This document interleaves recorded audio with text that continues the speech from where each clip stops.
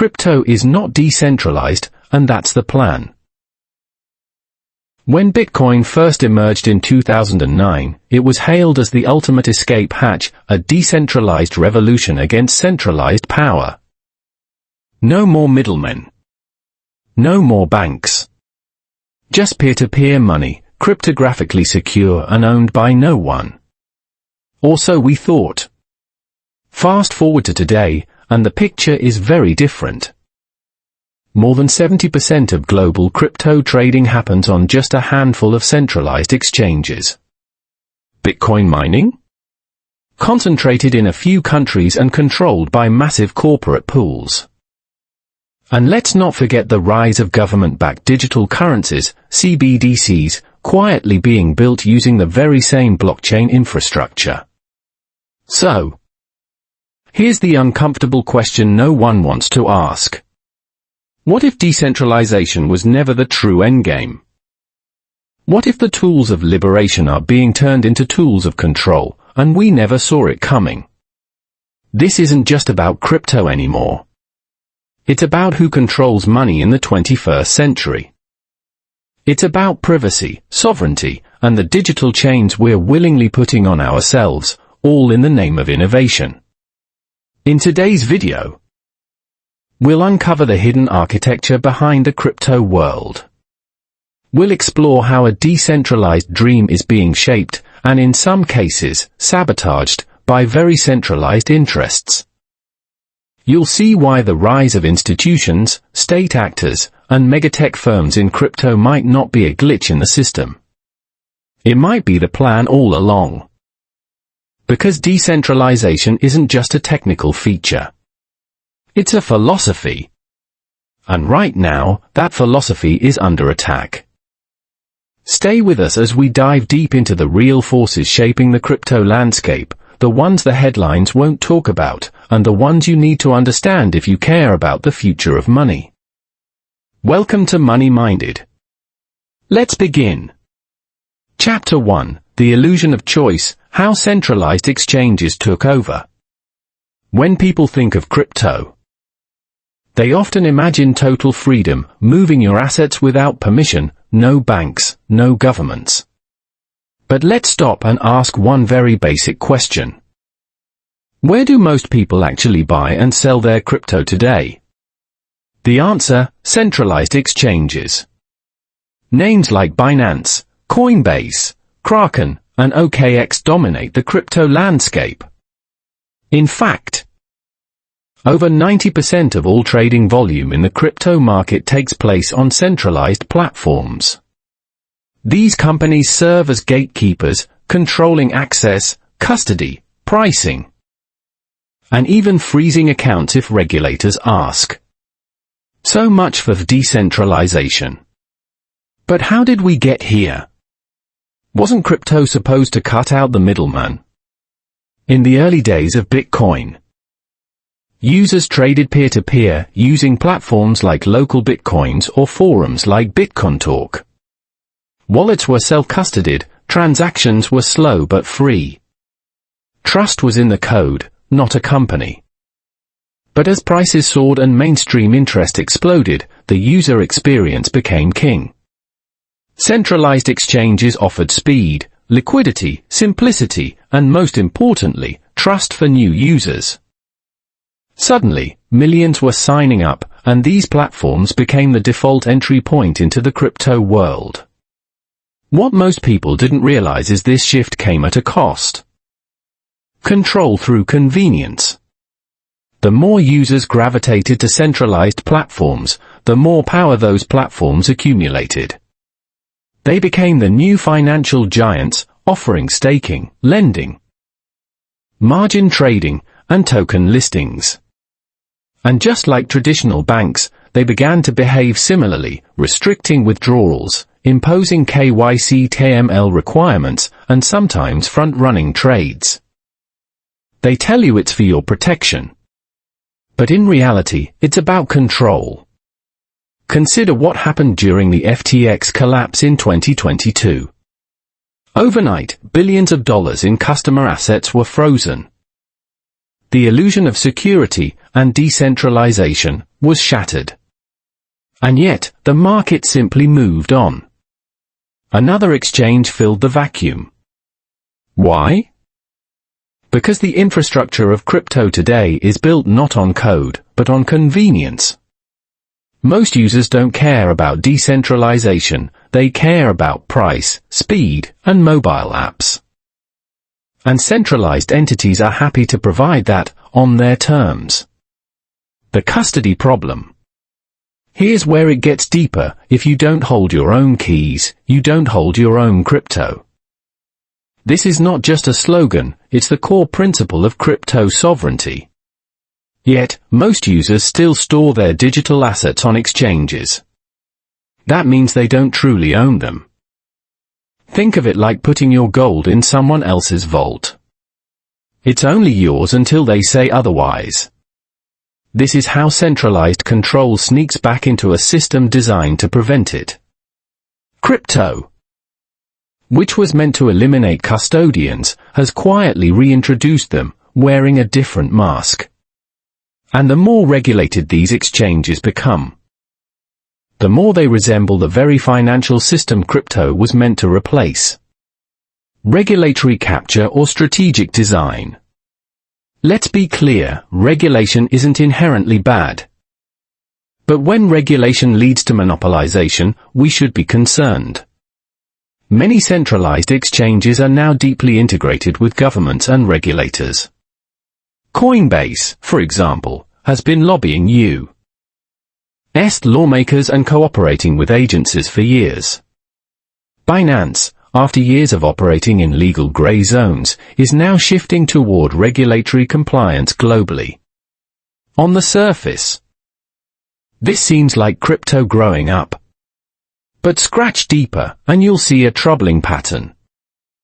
The same governments that were hostile to crypto are now shaping its future by influencing the institutions that control it.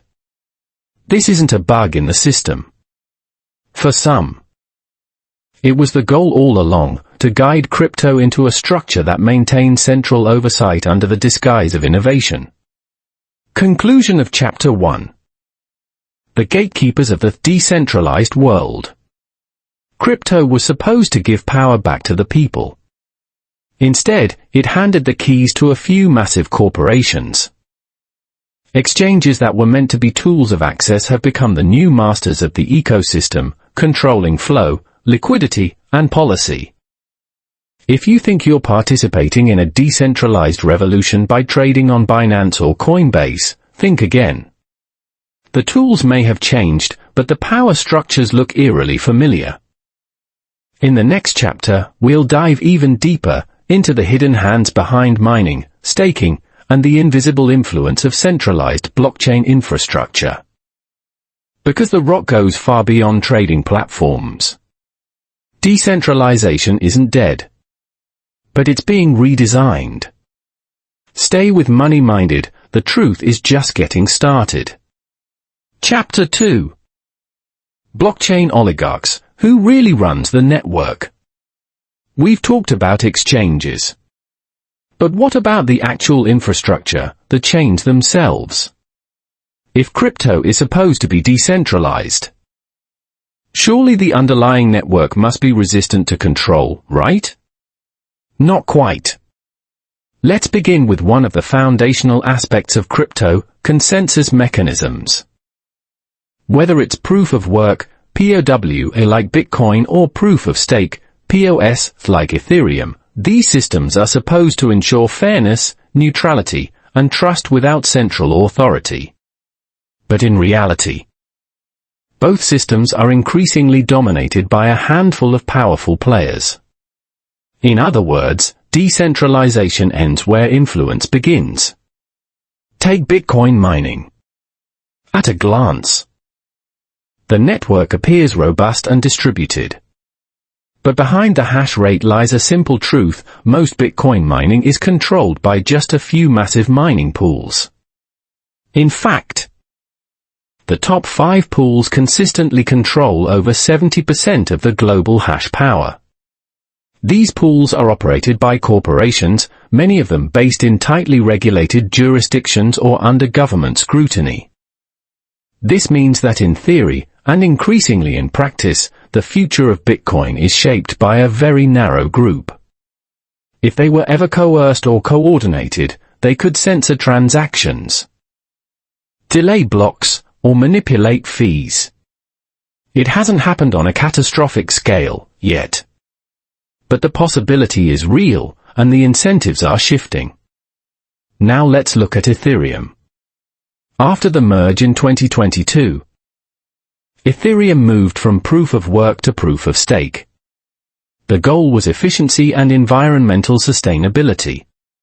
But it also introduced a subtle form of control, capital concentration. In POS, the more ETH you stake, the more power you have to validate transactions and earn rewards. This has created a validator ecosystem where the biggest players get even bigger. Today, major staking platforms like Lido, Coinbase, and Binance control large portions of Ethereum's staked supply. As of 2025, Lido alone manages more than 30% of Ethereum validators. Combine this with centralized hosting, many validators run on Amazon Web Services or similar providers, and Ethereum's decentralization begins to look more fragile than foundational. It's not just mining or staking. The entire blockchain stack is consolidating. Consider node infrastructure. Many public nodes, which allow wallets, apps, and users to interact with blockchains, rely on services like Infura and Alchemy. These are centralized API providers. When they go down or comply with government orders, entire swaths of decentralized apps, DApps, can be rendered unusable.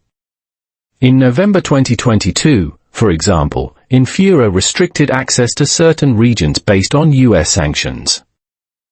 That meant users in countries like Venezuela suddenly found themselves blocked from using wallets like MetaMask, not because of Ethereum itself, but because of a centralized service layer. That's not censorship resistance. That's the illusion of it. Even oracles, the tools that bring real-world data into smart contracts, are centralized choke points. Chainlink dominates this space, acting as a de facto monopoly. If a critical oracle fails or is manipulated, entire DeFi protocols can crash. This isn't decentralization. It's digital feudalism, with different lords, but the same serfs. And then there's the quiet role of governments. Across multiple nations, from the US to China to the EU, state actors have shifted from opposing blockchain to integrating with it. They now fund pilot programs, collaborate with infrastructure providers, and in some cases, directly influence protocol-level decisions. Public blockchains may remain open source, but their direction is increasingly being shaped behind closed doors. So we need to ask, who's really running the so-called decentralized networks? The answer is uncomfortable. Crypto's infrastructure is being built, maintained, and governed by a surprisingly small group of players, miners, validators, infrastructure providers, and regulators, whose interests don't always align with those of the average user. This doesn't mean all is lost. But it does mean we must drop the fantasy that decentralization is automatic, or even natural. In fact, it's the opposite. True decentralization is hard. It requires constant vigilance, aggressive transparency, and a refusal to trade freedom for convenience. In the next chapter, we'll look at how governments are accelerating this consolidation under the banner of innovation, through the creation of central bank digital currencies, blockchain regulation, and the quiet war for programmable money. Because decentralization isn't just eroding. It's being replaced, by design. Stay tuned with Money Minded. The real story is just getting started. Chapter 3, CBDCs and the final lock-in, when control becomes the feature. By now, you've seen how centralized exchanges and infrastructure providers have quietly taken control over much of the crypto ecosystem. But there's a bigger wave coming, one that could redefine the meaning of money itself. That wave is Central Bank Digital Currencies, or CBDCs. Marketed as the next evolution of fiat currency. CBDCs are digital versions of national money, issued and controlled by central banks. On the surface, they promise efficiency, speed, and inclusion. In practice, they represent something very different, a system where every transaction is traceable, programmable, and, if necessary, reversible. In other words, a monetary system where control is not a byproduct, it's the core design. Let's be clear, CBDCs are not cryptocurrencies. They might use elements of blockchain, but they are centralized by definition. There's no mining, no staking, and no decentralization. The central bank is the only node that matters. So why are governments, many of which once viewed crypto with suspicion, now rushing to adopt its underlying architecture?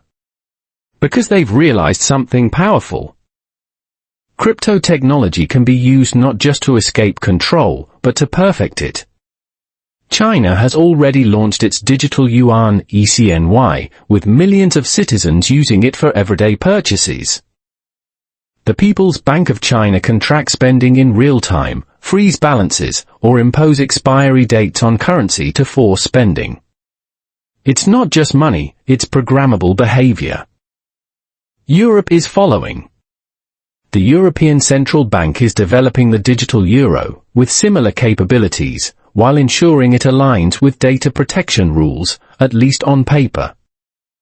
In the United States, discussions around a digital dollar are gaining traction, with pilot programs exploring blockchain-based settlement systems. This isn't about keeping up with technology. It's about not falling behind in control. CBDCs offer governments a direct line into the financial lives of their citizens. No need for banks as intermediaries. No need to wait for courts to freeze assets. If programmable, CBDCs could be used to enforce policy instantly, whether it's restricting spending during a crisis, imposing fines, or limiting cross-border transfers. What's more, the introduction of CBDCs is accelerating because of a global shift in financial power. As trust in traditional currencies like the dollar and euro declines, especially in emerging markets, central banks see an opportunity to regain control through digitization. But here's the twist. They're not doing it alone. Governments are now working with major crypto firms, blockchain foundations, and infrastructure companies to build the rails for this new system. In many cases, the very people who once claimed to decentralize everything are now leading pilot projects for digital fiat systems. Ethereum co-founder Vitalik Buterin has voiced concern over this trend, warning that CBDCs may look like innovation, but often lack the core principles of openness, privacy, and censorship resistance. And yet, few in the mainstream crypto world are sounding the alarm. Why? Because many stand to profit. Exchanges will handle CBDC on-ramps. Wallet providers will offer integration. Oracle services will feed real-time compliance data. As long as it looks like crypto and feels like crypto. Most users won't notice what they've lost until it's too late. But the implications are massive. A future dominated by CBDCs could mean the end of anonymous transactions. It could mean taxes are deducted in real time. It could mean that access to your own money depends on your social credit score, carbon footprint, or political alignment. And the worst part? It will be sold to you as safety, efficiency, and progress. This isn't just a potential scenario. It's already happening in test environments around the world. The line between decentralized crypto and centralized digital currency is being intentionally blurred. And once enough people accept the idea that all money must be trackable, programmable, and centrally issued, the original vision of crypto, as freedom from authority, is gone. So what can be done? Awareness is the first step. Understanding that not every digital innovation is in your interest. Supporting open source protocols. Using self-custody wallets. Demanding transparency from developers and exchanges. And most importantly, refusing to trade liberty for convenience. Because the future of money is being written right now. And if we don't defend decentralization, we may wake up in a world where crypto didn't fail, it simply succeeded in becoming the opposite of what it promised. In the final chapter, we'll look at where this is all heading, and whether there's still a way to reclaim the original vision of crypto before it's too late. Stay with Money Minded. The next piece of the puzzle might change how you see everything. Conclusion: crypto didn't fail, it was co-opted. Crypto was never just about code. It was about a principle. A belief that money could be free from control. That individuals could reclaim sovereignty over their financial lives. That a system governed by algorithms could be fairer than one ruled by institutions. But somewhere along the way, that vision was diluted. It didn't happen overnight. It didn't come through censorship or brute force.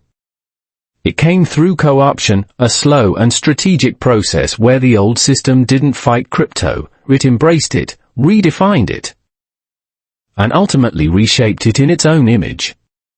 Centralized exchanges offered convenience and took custody. Mining and staking promised fairness, but ended up dominated by the few. Blockchain sold openness, but now run on infrastructure owned by corporations. And CBDCs, once unthinkable, are being built on the very rails that were supposed to liberate us. So no. Crypto didn't fail. It worked exactly as designed. But it was absorbed into the very power structures it meant to escape. This is not just a technological story, it's a psychological one. Because the promise of decentralization has always been fragile. It requires active participation, education, and responsibility.